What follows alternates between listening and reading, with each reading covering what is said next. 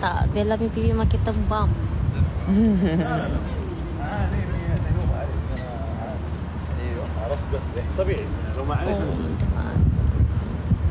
Sekarang dekat sana dah pukul 11 kan? 11-12 minit. Apa kat komen tu? Tengok. Kan nanti kalau cakap temu macam kenapa? Siapa? Kenapa? Siapa? Mengapa? Okey lah tu. Korang buat apa? Ya Allah guys, ini cantik sangat. Rasa macam tengok tengok.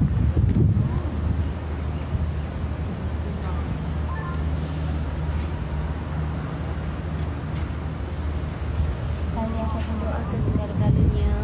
Esok saya akan menunaikan ibadah umrah, insyaAllah. InsyaAllah. Kita doa yang baik-baik. Bella of course. Nak doa banyak sangat benda. Tak lama lagi kita nak masuk bulan April dah, nak raya.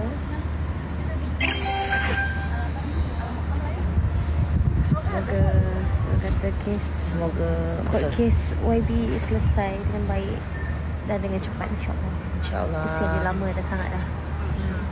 Amin. Amin. Selebihnya doa tu biarlah rahsia. Itu je satu doa tu. Ada doa-doa yang lain lah. Apa lah? Okay.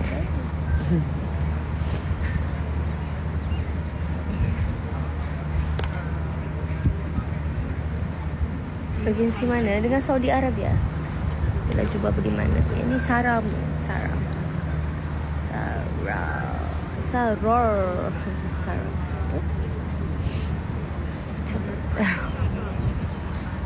Dah malam. Adik, jomlah kita. Marilah kita. Marilah.